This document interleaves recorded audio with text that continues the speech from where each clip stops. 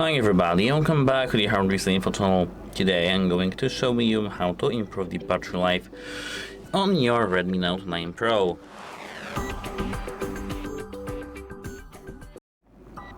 So here we do have our phone, and at first I'd recommend to update your system OS version.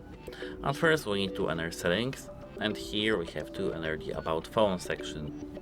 Then tap on your MIUI version, and here, as you can see, we can check for updates. If you have some updates, update your phone. It can be some patch, security patch or something like that that can just fix some bugs that are maybe draining your battery. Apart from that, you can check the background usage of your battery. So at first, let's enter the settings back again, and here let's go straight to the battery, which is here. Here, as you can see, we do have to scroll down, and here, as you can see, we do have some ranking. We can tap on each and check a battery used by the display and backlight. It says it is flame on. And as you can see, maybe not uninstall this application, but we can check the battery, go to the battery itself. Here we can tap this gear icon in top right corner and check if we have some settings for our battery. We can enable the battery drain notifications, like here. Receive notifications when battery is being drained fast, or we can here enable these two options: turn off mobile data when device is locked and clear cache when device is locked. We can turn on these two options. I'd recommend to enable these options because they may be saving your battery life. Apart from that, I recommend to clear the cache of your applications and some trash in your phone actually. At first, let's go back to the settings main menu. And here we have to scroll down to apps section here. Here we can tap manage apps, and now we have to search for our applications that are maybe some high usage, for example some Facebook, TikTok, YouTube, Messenger, etc. Here we have, for example, YouTube, and we have to tap on storage here. Here, as you can see, we do have cache, user data, upside and total. We can tap clear data here. We have to tap clear cache now and OK. As for the newer phones, like for example, you've bought your phone, set up it, you might not have a lot of things in your cache, but if you have your phone, for example, for 4 years, 3 years, I'd recommend to clear your cache. Apart from that, we can lower the brightness level in our phone and the timeout time. So now let's go back, and here we can now go straight to the display settings. Here we are now in the main menu of our settings, and we have to scroll down to display. Here we can enable the dark mode too, because it uses less battery actually. It's not that much visible, but of course you can leave the light mode. But let's focus on the brightness levels. Here we have to tap brightness level, and I recommend to enable the automatic brightness, but you can disable that and lower it to the minimum, for example here. But I recommend to have your brightness set to automatic sometimes, but as you can see, it's too bright now. So apart from the brightness level, we can set the timeout time to the different one. So here we have to now go straight to the lock screen settings. Where is that? Here we do have lock screen in our main menu settings, and here we do have sleep. We have to tap that, and here the default one is 1 minute, but you may have set it to the 10 minutes, I'd recommend to have the 1 minute, 30 seconds or 15 seconds. 15 seconds is not maybe that comfortable, so let's maybe leave it on the 1 minute. Of course, if you want to improve the battery life very strictly, leave it on the 15 seconds. Apart from that, we can turn off some modules that we are not using currently. Let's enter the control panel, so let's swipe our finger down from the top right corner, and here let's prolong the menu. Here we can disable the unused modules. So for example, if you have SIM card, you can leave the SIM card data turned on, but let's turn off